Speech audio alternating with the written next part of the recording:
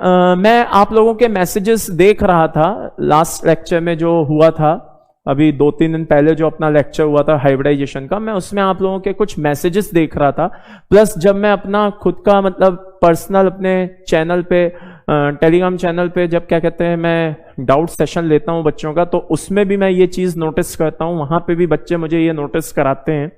कई बच्चों को प्रॉब्लम है बैकलॉग की, और मैंने सोचा कि आई थिंक ज्यादा बड़ा इशू नहीं होगा, लेकिन सब बच्चों के मैसेजेस देखने के बाद मैंने फील किया कि जो बैकलॉग का जो आपका इशू है ये आई थिंक बहुत बड़ा इशू है, जहां तक मुझे फील आता है कि ये शायद आपके लिए बहुत बड़ा इशू है। तो देखो, मैं इसमें बहुत ज्यादा आपका टाइम नहीं लूंगा, नीड नॉट टू वरी। मैं कुछ पॉइंट्स आपको देना चाहता हूं, आप इन पॉइंट्स को फॉलो करना। हो सकता है कि ये शायद पॉइंट्स आपके काम आए, और आपको जो बैकलॉग कवर करना है तो हो सकता है शायद उसमें ये आपको हेल्प करें। ध्यान से सुनना भाई, सब लोग मेरी बातों को बहुत ध्यान से सुनना, ठीक है। नंबर 1, पहली बात तो अननेसेसरी पैनिक होना छोड़ दो, क्योंकि जो इंसान पैनिक होता है उसको एंजाइटी का इशू हो जाता है, और एंजाइटी बेटा काम नहीं करने देती है। दिमाग में एक ही तरह की चीजें सोचते रहने से इंसान को एंजाइटी हो जाती है। और नो डाउट इसमें कोई शक नहीं कि हम एक इंसान है, तो बेटा ये एक ह्यूमन टेंडेंसी है, और इस तरह की प्रॉब्लम किसी के भी साथ आ सकती है। अगर कोई भी इंसान एक ही तरह की चीजों को लेकर के स्ट्रेस में रहेगा, हमेशा सोचता रहेगा, तो उसको पैनिक होना नेचुरल है, एंजाइटी होना नेचुरल है। पहली बात तो ये कोशिश करें कि चीजों को सिर्फ सोचें नहीं, उनको एग्जीक्यूट करने की कोशिश करें। हम कई बार बहुत से सपने बना लेते हैं, सोच लेते हैं कि नहीं हमें ये करना है, हमें वो करना है, मैं इस तरह से अपना बैकलॉग कवर करूंगा, मैं ऐसे करूंगा, मैं वैसे करूंगा। लेकिन फिर क्या होता है, कोई भी एक छोटा सा भी अगर हर्डल आता है, हम वहीं पर रुक जाते हैं और हम उस चीज को आगे नहीं कर पाते।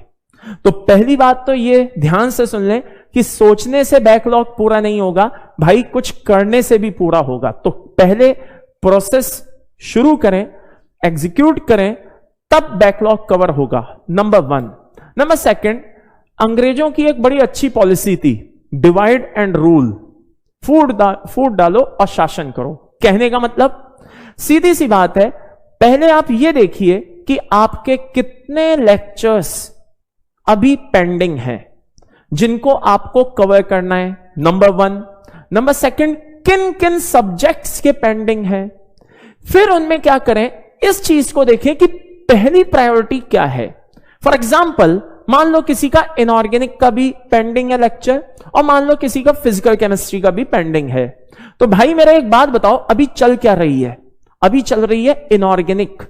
तो पहले इनऑर्गेनिक के टॉपिक का जो आपका पेंडिंग लेक्चर्स जो भी हैं, उनको पूरा करने की कोशिश करो, क्योंकि कहीं ना कहीं वो लेक्चर्स क्या करेंगे बेटा, जो करंट टॉपिक चल रहे हैं उनको आपको समझने में हेल्प करेंगे। तो ये नहीं कि हम फिजिकल में घुसे हुए हैं, फिजिकल की तैयारी कर रहे हैं क्योंकि उसमें वो न्यूमेरिकल पोर्शन ज्यादा है और उस वजह से, ऐसा नहीं होता। ये ठीक वैसी कंडीशन होती है बेटा कि एक समय में 2 नावों में पांव रख के चलना। तो भैया वो फिर इंसान no doubt in it perfection नहीं ला सकता। तो अगर परफेक्शन चाहते हो तो उसके लिए आपको एक स्ट्रेटजी बनानी पड़ेगी। कैसे? नंबर ऑफ लेक्चर्स को टाइम के हिसाब से डिस्ट्रीब्यूट करें, डिवाइड करें, और उनको पूरा करने की कोशिश करें। टारगेट बनाएं कि मुझे कैसे ना कैसे करके हर दिन कम से कम अपने बैकलॉग को कवर करने के लिए एटलीस्ट इतना टाइम तो देना ही देना है कि मैं 2 लेक्चर किसी भी तरह से कवर कर लूं। अब वो 2 लेक्चर अलग अलग सब्जेक्ट के होने चाहिए, ये नहीं कि एक ही सब्जेक्ट के हों। क्यों? क्योंकि एक ही चीज को लंबे समय तक पढ़ते रहना भी खतरनाक है। रीजन, आप सुनते रहेंगे लेकिन आपके दिमाग में कुछ नहीं बैठेगा। बात समझ में आ रही है? आप सुनते रहेंगे लेकिन आपके दिमाग में कुछ नहीं जाएगा अगर आप लंबे समय तक एक ही चीज को सुनेंगे तो, क्योंकि आपको बोरियत हो चुकी होगी। और पढ़ाई में बोरियत सबसे खतरनाक वर्ड होता है। अगर बाय द वे मान लीजिए किसी सब्जेक्ट से आप बोरियत फील कर रहे हैं तो ऑटोमेटिकली आपका इंटरेस्ट उसमें कम हो जाएगा। तो कुछ शेड्यूल इस तरह का मैनेज करें कि एटलीस्ट पूरे दिन में कम से कम 2 लेक्चर का बैकलॉग कवर करने का टाइम आपके पास होना चाहिए। नंबर 1। नंबर सेकंड, जो करंट टॉपिक चल रहे हैं उनको कभी भी अवॉइड ना करें। बहुत से बच्चों का मेरे पास क्वेश्चन आता है, क्या सर एक बात बताइए, अगर मैंने पुराना टॉपिक नहीं पढ़ा तो क्या मैं जो अभी करंट टॉपिक चल रहे हैं क्या मैं उनको कवर कर सकता हूं, क्या मैं उनको समझ सकता हूं? भाई मेरे, अगर आप करंट टॉपिक को भी अवॉइड करेंगे तो करंट टॉपिक भी तो आपका एक तरह से बैकलॉग ही बनता चला जाएगा। तो कब तक आप इस तरह से करते रहेंगे? आज आप जो टॉपिक को सुनकर के कवर कर सकते थे आपने उसको भी पेंडिंग कर लिया, अपने लिए छोड़ दिया। तो यह हमेशा ध्यान रखें कि शुरुआत जहां से मिल रही है वहीं से कर दें। या तो शुरुआत सही समय पर की होती, और अगर भाई देव मान लीजिए किसी कारणवश शुरुआत सही समय पर नहीं की है, नो इशू, जहां से शुरू करने का मौका मिल रहा है वहां से शुरू कर दें। बात समझ में आ रही है? जहां से आपको चीजें शुरू करने का मौका मिल रहा है, चीजों को आप वहां से शुरू करें। तो हमेशा इस बात को ध्यान रखें बेटा कि अगर आपको बैकलॉग पे कंट्रोल करना है तो पहले जो टॉपिक करंट टॉपिक चल रहे हैं उनसे कभी भी आप मुंह ना मोड़ें। भले चाहे आपको वो कम समझ में आए, ज्यादा समझ में आए, कैसा भी समझ में आए, आपको उनको कंटिन्यू करना है। बात समझ में आ गई? नंबर 1। नंबर 2, पुराने टॉपिक्स के लिए आप कर ही रहे। नंबर 3 जो बहुत ही इंपॉर्टेंट है, क्या टाइम देख करके कभी भी पढ़ाई नहीं होती। ये सब बेकार की बातें होती हैं कि मैं इतनी देर इसको पढ़ूंगा, उतनी देर इसको पढ़ूंगा, ये करूंगा, वो करूंगा। नहीं, जितना आप कंफर्ट फील कर रहे हैं उतना पढ़ें। कहने का मतलब है अपने आप को ऐसे टारगेट दें जो टारगेट आप अचीव कर सकें। बहुत से बच्चे कहते हैं सर मेरी सिटिंग पावर अच्छी नहीं है। एक बात बताओ, सिटिंग पावर का क्या मतलब होता है? समाधि लगा करके बैठ जाना? नहीं, सिटिंग पावर का मतलब होता है अपना मैक्सिमम क्वालिटी टाइम आपको देना है। सिटिंग पावर का मतलब यह नहीं है 4 घंटे 5 घंटे समाधि लगा करके बैठ गए ना, this is not sitting power. यह बेवकूफी है। सिटिंग पावर का मतलब है क्वालिटी टाइम एक्सपेंड करना, ना कि क्वांटिटी पे जाना। हमेशा अपने आप को उतना टारगेट दें जो आप अचीव कर सकते हैं, और ये दोनों चीजों में होना चाहिए। कितने लेक्चर आपको कवर करने ये भी आपको डिसाइड करना चाहिए। अपना टारगेट आप ऐसा रखें कि भाई मैं इतने लेक्चर कवर कर सकता हूं, तो जितने लेक्चर आप कवर कर सकते हैं वही आप अपने आप को टारगेट दें, और जितनी देर आप उसमें क्वालिटी टाइम एक्सपेंड कर सकते हैं उतने आवर्स की आप सिटिंग डिसाइड करें। यह नहीं कि 5 घंटे बैठूंगा, 6 घंटे बैठूंगा और बैठ आप 1-2 घंटे से ज्यादा नहीं पाए। यह नहीं होना चाहिए। होता क्या है, अक्सर मैंने यह नोटिस किया है, यह एक ह्यूमन साइकोलॉजी होती है। हमने जो किया, जो हमने अचीव किया, हमें उसकी खुशी नहीं होती। मान लीजिए कि हमें 50 क्वेश्चन थे, हमने 20 क्वेश्चन बहुत अच्छे से कर लिया और 30 नहीं कर पाए। 20 क्वेश्चन करने की हमें खुशी नहीं है, 30 क्वेश्चन ना करने का गम ज्यादा है। तो इस तरह की नेगेटिव चीजों से अगर आपको बचना है तो आपको अपने नंबर ऑफ लेक्चर और टाइम दोनों को ऐसा सेट करना होगा, ऐसा टारगेट देना होगा जो आप अचीव कर सकें। 3 घंटे बैठ सकते हैं तो 3 घंटे का सोचें कि मैं 3 घंटे की सिटिंग पावर दूंगा अपनी अच्छे से, 3 घंटे में बैठूंगा। यह नहीं कि 5 घंटे का सोचें और फिर 3 घंटे बैठ पाए तो 3 घंटे जो बैठ पाए उसका अफसोस है कि मैं 3 घंटे ही बस बैठ पाया, 5 घंटे नहीं बैठ पाया। छोटी छोटी चीजों पे अपने आप को एप्रिशिएट करना सीखें, सेल्फ मोटिवेट होने की कोशिश करें। रोज रोज देखो, ना तो मैं आपको समझा सकता हूं, ना आपके दोस्त आपको समझा सकते हैं, ना कोई और समझा सकता है। आपको अपने आप को खुद मोटिवेट करना होगा। और आपका रियल मोटिवेशन कहां पे छुपा हुआ है? रियल मोटिवेशन छुपा हुआ है आपकी मेहनत में।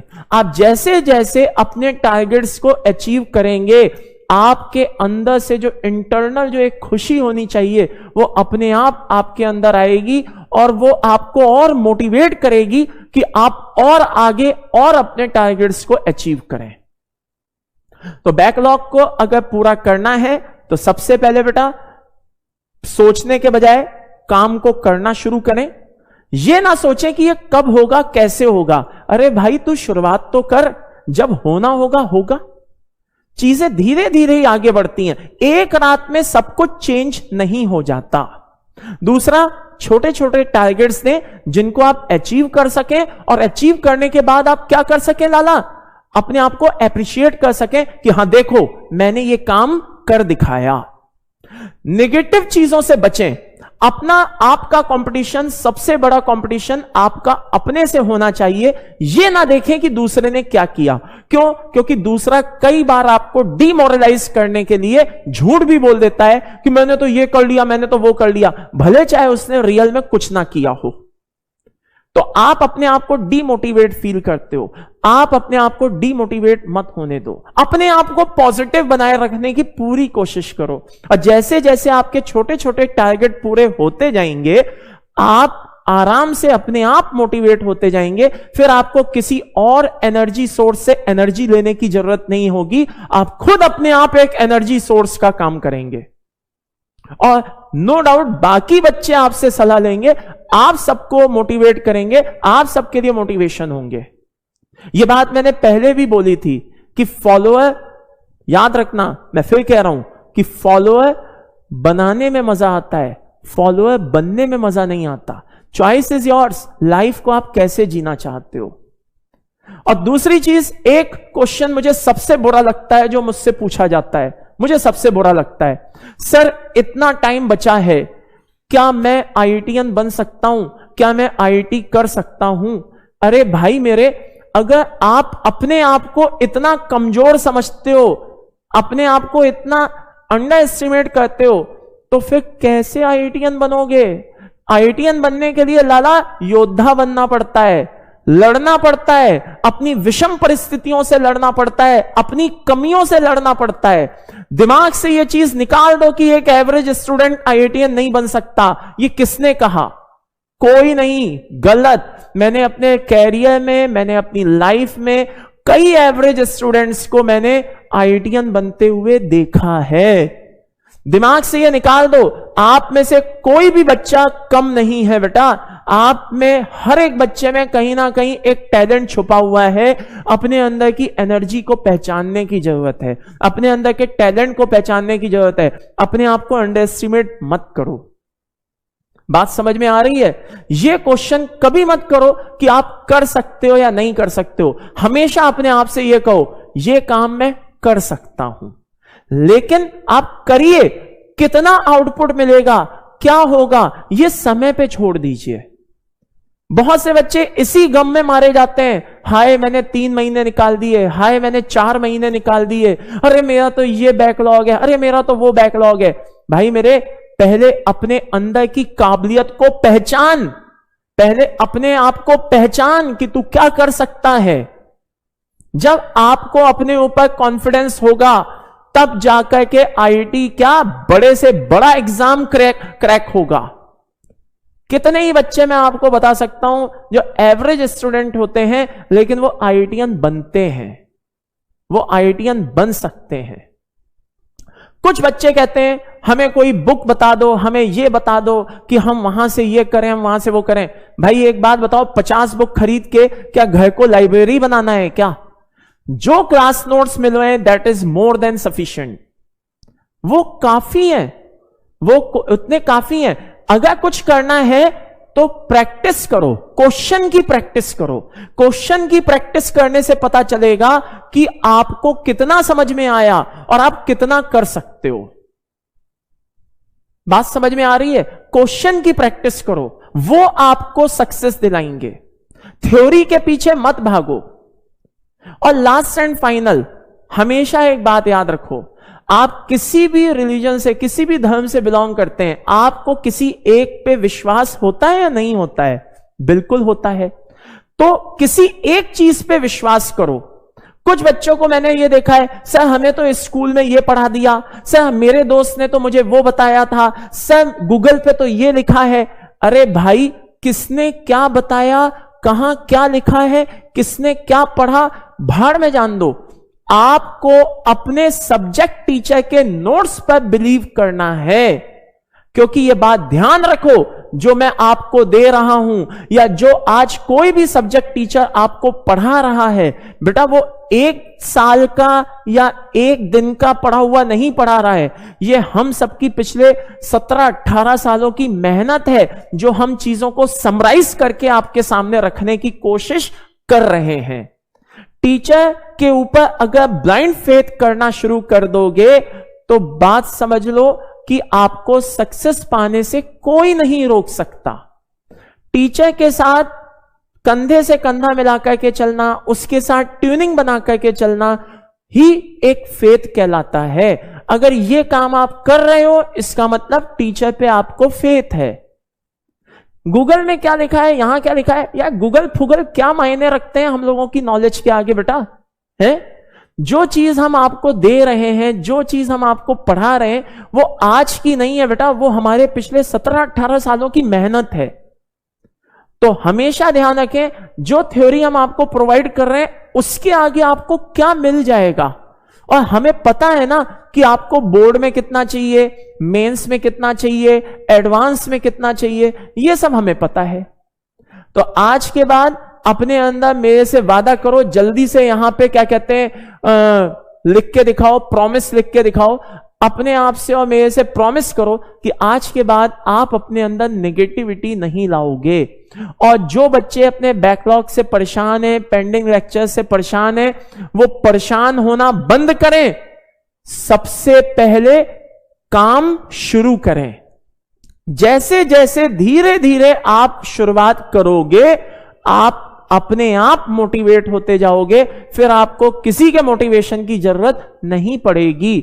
आप खुद एक पावर हाउस का काम करोगे, आपसे लोग बाग एनर्जी लेने आएंगे, आपको किसी से एनर्जी की जरूरत नहीं पड़ेगी। और इसका सबसे पहला जो आपको रिजल्ट देखने को मिलेगा, वो रिजल्ट आपको देख लेना, आपके जो टेस्ट होते हैं हर 15 डेज या जब भी होते हैं, तो उन टेस्ट में आपको पॉजिटिव इंपैक्ट देखने को मिलेगा। तो आज से अपने अंदर एक पॉजिटिविटी को जगाओ और बैकलॉग के नाम पे रोना बंद करो। ये कहना बंद करो कि आप आईआईटीएन बन सकते हो, नहीं बन सकते हो, ये नेगेटिविटी लाना बंद करो। अरे भाई, मुझे आप पे भरोसा है कि आप काम कर सकते हो। आपको अपने ऊपर भरोसा कैसे नहीं है? मैं उन बच्चों को पढ़ा रहा हूं जिन बच्चों पे मैं ये बिलीव करता हूं कि ये आईआईटीएन बनने के लिए मुझसे पढ़ रहा है। तो जब मुझे आप पे भरोसा है, एक दूसरे इंसान को तो आप पे भरोसा है, लेकिन अगर खुद अपने आप को आप पर भरोसा नहीं होगा, तो फिर आप कैसे आगे बढ़ोगे? तो पहले अपने आप पे भरोसा करना सीखो, फिर आगे की कुछ सोचो। भाई, मेरे नेगेटिव करने वाले दुनिया में 50 लोग बैठे हुए हैं। बात समझ में आ रही है? खुद अपने आप को नेगेटिव करने की क्या जरूरत है? यह काम दूसरों पे छोड़ दो। आपको अपने अंदर पॉजिटिविटी लानी है, दैट्स ऑल। समझ में आ रहा है? तो प्लीज आज के बाद बैकलॉग पे रोना बंद, ये सोचना बंद कि आप कर सकते हो नहीं कर सकते हो। मैं लिख के दे रहा हूं कि आप आईआईटीएन बन सकते हो।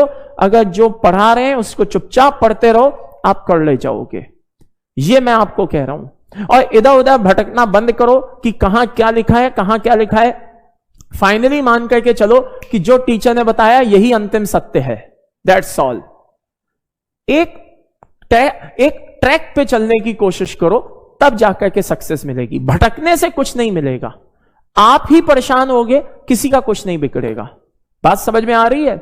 चलो, बहुत बढ़िया, वेरी गुड। चलो भाई, अब शुरू करते हैं भाई, ध्यान से सुनना भाई। लास्ट टर्न पे हम हाइब्रिडाइजेशन पढ़ रहे थे, लेकिन वो लेक्चर भी क्या कहते हैं खत्म हो